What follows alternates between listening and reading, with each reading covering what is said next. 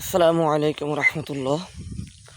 সম্প্রতি একটি ঘটনা ঘটেছে নেত্রকোনায় একটি মাদ্রাসায়, মহিলা মাদ্রাসায়। তো যে সমস্ত মহিলা মাদ্রাসায় এরকম পুরুষরা পাঠদান করায়, অবশ্যই সেটা শরিয়ত কতটুকু আর কি সমর্থন করে সেই অনুযায়ী করা। এবং এখানে বাংলাদেশের বিজ্ঞ ওলামায়ে কেরাম আছে, একটি মহিলা মাদ্রাসা পরিচালনা করার জন্য কি কি প্রয়োজন, কি শর্ত প্রয়োজন, সেই শর্তগুলো বাংলাদেশের মহিলা মাদ্রাসাগুলো আছে কিনা সেগুলো অবশ্যই খুঁজে তালাশ করে নেওয়া দরকার। এবং বর্তমানে বাংলাদেশের বিজ্ঞ ওলামায়ে কেরাম যারা আছেন তাহাদের উচিত বর্তমানে যত মহিলা মাদ্রাসা আছে সেই সমস্ত মহিলা মাদ্রাসায় আপনার যে সমস্ত শর্ত সাপেক্ষে মহিলা মাদ্রাসা করার নিয়ম নীতি আছে সেই সমস্ত মহিলা মাদ্রাসায় আছে কিনা এগুলো অবশ্যই আমাদের যাচাই বাছাই করার পর যে সমস্ত শর্ত এই সমস্ত শর্তগুলো যে সমস্ত মাদ্রাসায় পাওয়া যাবে সেই সমস্ত মাদ্রাসাগুলোকে আপনার রাখা। এবং যেই সমস্ত মাদ্রাসায় এই সমস্ত শর্ত পাওয়া যাবে না, মানে নিয়ম নীতির বহির্ভূত, সেই সমস্ত মাদ্রাসাগুলোকে অবশ্যই বন্ধ করে দেওয়া উচিত। আরেকটা বিষয় হলো যে এরকম তাহলে আমাদের এখন কথা হলো, আরেকটা বিষয় হলো যে এরকম মহিলা মাদ্রাসা অনৈতিক যেই সমস্ত কর্মকাণ্ডগুলো বর্তমানে ঘটতেছে এবং এগুলো পর্দার বিধান মোতাবেক চলতেছে কিনা এগুলো অবশ্যই আমাদের যাচাই বাছাই করা দরকার। এবং যেখানে সেখানে একটা মহিলা মাদ্রাসা উঠাইলেই সেই উঠানোটা আমাদের সাপোর্ট না দেওয়া আর কি। কারণ এখানে ওলামায়ে কেরাম যারা থাকবে তারা যদি সেইটাকে অনুমতি দেয় তাহলে সেই অনুমতি সাপেক্ষে সেটা করলে সেটা ভিন্ন কথা। এইগুলো আমাদের অবশ্যই মহিলা মাদ্রাসাগুলো পরিচালনার ক্ষেত্রে অবশ্যই প্রয়োজন। আরেকটা বিষয় হলো যে এরকম একজন ব্যক্তি যিনি আমানুল্লাহ সাগর সাহেব, তার নামে একটা কথা বলা হয়েছে যে তিনি নাকি ধর্ষণ করছেন 11 বছরের মেয়েকে। তো এইরকম যদি কর্মকাণ্ড ঘটেই থাকে অবশ্যই এই ধর্ষকের শাস্তি প্রকাশ্য করা উচিত। কারণ আল্লাহ তাআলাই সবচেয়ে ভালো জাননেওয়ালা, তিনি বুঝনেওয়ালা, কোন রোগে কোন ট্রিটমেন্ট দিলে কোন রোগ ভালো হবে সেটা আল্লাহ তাআলাই ভালো জানে। এই জন্য ধর্ষকের শাস্তি কি হবে সেটা আল্লাহ তাআলাই ভালো জানে, যে এই ধর্ষকের শাস্তি কোনটা দিলে আপনার ধর্ষক আর কোনো সময় ধর্ষণ করবে না। এরকম যত আছে দুনিয়ার ভিতরে যত ধর্ষণকারী তারা ভয়ে প্রকম্পিত হবে এবং তারা কোনো সময় এই চিন্তা ফিকির মাথার ভিতরে নিয়েও আসবে না।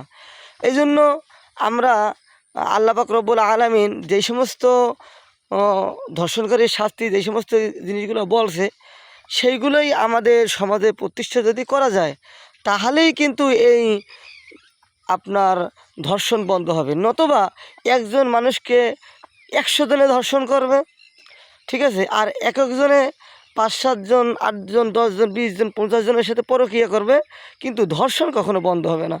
এই জন্য এই ধর্ষণকারীর শাস্তি আপনার কোরআন হাদিস মোতাবেক যা বলা আছে সেইভাবে যদি আমরা যদি করতেই পারি, সমাজের ভিতরে প্রতিষ্ঠা করতেই পারি, তাহলেই এই ধর্ষণ আপনার সমাজের ভিতরে বন্ধ হবে। ধর্ষণ এক মহামারী রোগে রূপান্তরিত হয়েছে।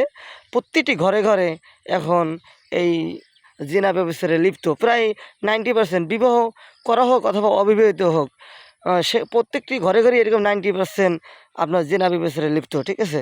আরেকটা বিষয় হলো যে এই মেয়েটার অন্তঃসত্ত্বা হয়েছে সেই জন্য সেটা বহির্প্রকাশ ঘটছে, কিন্তু যে সমস্ত কলেজ ভার্সিটিতে আপনার অন্তঃসত্ত্বা প্রকাশ পায় না কিন্তু জেনাবে বিচার চলে, তাহলে এইগুলো যদি আমরা বন্ধ না করতে পারি। এখন কথা হলো যে আমরা জন্ম নিয়ন্ত্রণ পিল খাইলাম আর দরজার ফাঁকে জানালার ফাঁকে কাশবনের বাগানে কাশফুলের যে বাগান, মানে কাশফুলের যে জঙ্গল, সেই জঙ্গলের ভিতরে ঢুইকা আমরা জন্ম নিয়ন্ত্রণ পিল খেয়ে তারপর আমাদের অনৈতিক কার্যক্রমগুলো চালাই যাব, ঠিক আছে।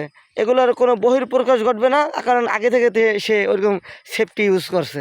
তো এইগুলো তো বন্ধ করা দরকার, ঠিক আছে। ওই যে একজন হুজুরে যেই কর্মকাণ্ড ঘটছে এইটা আমরা যেই অভিযোগটা তুলছি, তো এইটা যেভাবে বন্ধ করা দরকার ঠিক তেমনিভাবে এরকম স্কুল কলেজ ভার্সিটিতে যে সমস্ত অনৈতিক কর্মকাণ্ডগুলো ঘটে সেগুলোও আমাদের বন্ধ করা দরকার। সেগুলো যদি আমরা বন্ধ করতে নাই পারি তাহলে কিন্তু মোটেও চলবে না। এইগুলো আমাদের অবশ্যই লক্ষ্য রাখতে হবে। আরেকটা হলো যে আমানুল্লাহ সাগর সাহেব তিনি লাইভে এসেছেন। লাইভে এসে তিনি নিজেকে নির্দোষ দাবি করছেন এবং তিনি আধুনিক যুগে বলছে যে ডিএনএ টেস্ট করা যায়।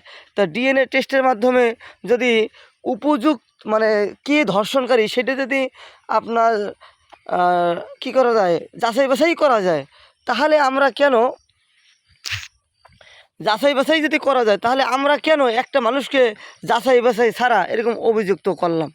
এবং এই ব্যক্তি যখন যদি আপনার সব মানে কী কয় রাস্তাঘাটে যখন বাহির হইবে তখন মানুষকে কীভাবে তার মুখটা দেখাইবে বলেন?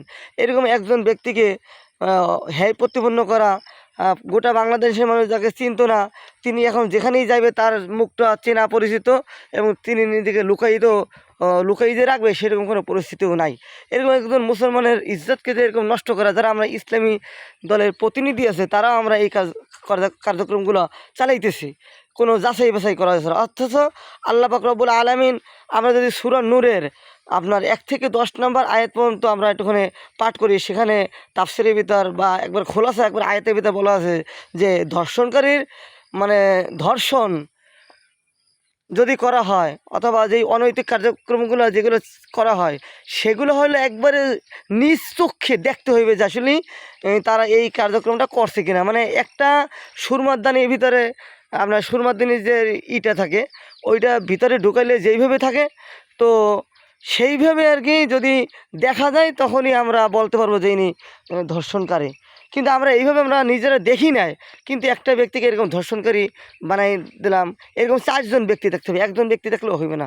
অর্থাৎ একটা কলমের খাপ, একটা কলমের খাপের মধ্যে একটি কলম প্রবেশ করাইলে যেভাবে ঢুকে যায় তো ঠিক তেমনিভাবে এইরকমই আমাদেরকে আমরা যদি 4 জন একসাথে দেখতে পারি বা দেখি তখন যে কি এইটা আপনার প্রমাণিত হইবে এবং তখন এইটা সমাজের ভিতর বলা যাইবে বা ইসলামিক যে সরকার আছে অথবা আমাদের দেশে যেই সরকার আছে তাদের কাছে সেইটা বলতে হইবে এবং তারা সেটা বিচার করবে।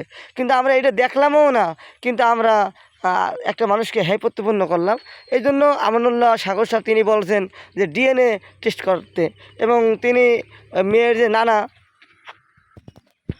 তাকেও অভিযুক্ত করছেন এবং তাকে যেহেতু অভিযুক্ত করছে এখন তাহলে সে নিজেকে নির্দোষ দাবি করতেছে এবং আধুনিক যুগে যেহেতু ডিএনএ টেস্টের মাধ্যম আছে তাহলে আমরা কেন যাচাই বাছাই করা ছাড়া একজন মুসলমানের ইজ্জতকে নষ্ট করলাম? ঠিক আছে, এই জন্য আমাদেরকে অবশ্যই আমরা যেভাবে মানুষকে লাঞ্ছিত করব আমাদেরকেও আল্লাহ তাআলা ওইভাবে লাঞ্ছিত করবে। এই জন্য আমরা মানুষকে লাঞ্ছিত করার পূর্বে পরিপূর্ণভাবে যাচাই বাছাই করে তারপরে আমরা কি করব, এই জিনিসগুলো আমরা সমাজের ভিতর প্রকাশ করব। কিন্তু যাচাই বাছাই করা ছাড়া এরকম যে আমি আপনার যাচাই বাছাই নিজের চোখে দেখি নেয়, তারপর আল্লাহ রসুলের হাদিসে যাহা শুনে তাহাই বলিতে থাকা কোনো ব্যক্তি মিথ্যাবাদী হওয়ার জন্য ইহাই যথেষ্ট। তো এইগুলো প্রমাণ ছাড়া আমরা সামাজিক মাধ্যমকে এমনভাবে ব্যবহার করতেছি যে একটা ঘরের ভিতর যদি বায়ু সরে সেটাও বাইরে প্রকাশ পাই যায়। ঠিক আছে, এই জন্য আমরা যাচাই বাছাই করে অবশ্যই ধর্ষণকারী অভিযুক্ত যিনি ধর্ষক আছে তাকে অবশ্যই এই জনসম্পর্কে যদি শাস্তি প্রদান করা হয় আল্লাহ তাআলার বিধান অনুযায়ী তাহলেই আশা করা যায় যে এই ধর্ষণ সমাজের ভিতরে বন্ধ হবে। নতুবা বন্ধ হওয়ার কোনো পরিস্থিতি দেখা যাইতেছে না, কারণ ঘরে ঘরে এখন এই কর্মকাণ্ডগুলো ঘটতেছে।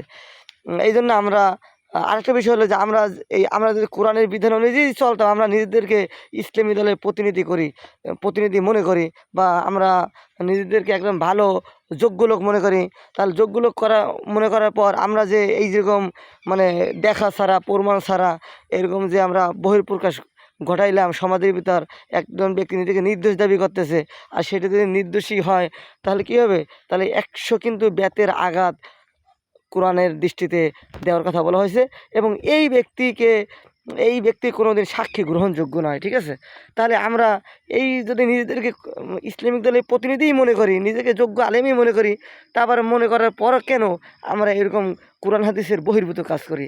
এই জন্য আল্লাহ তাআলা আমাদেরকে কোরআন হাদিস মোতাবেক চলার মতো তৌফিক দান করুক এবং সমাজে কোরআনের সৌন্দর্য, হাদিসের যে সৌন্দর্য, সেইটা ফুটেই তোলার মতো যেন আমরা সকলে মিলেমিশে কাজ করতে পারি, সেই মানে সেই আশা আকাঙ্ক্ষা নিয়ে যেন আমরা সমাজে বসবাস করতে পারি। আসসালামু আলাইকুম রহমতুল্লাহি ওয়া বারাকাতুহু।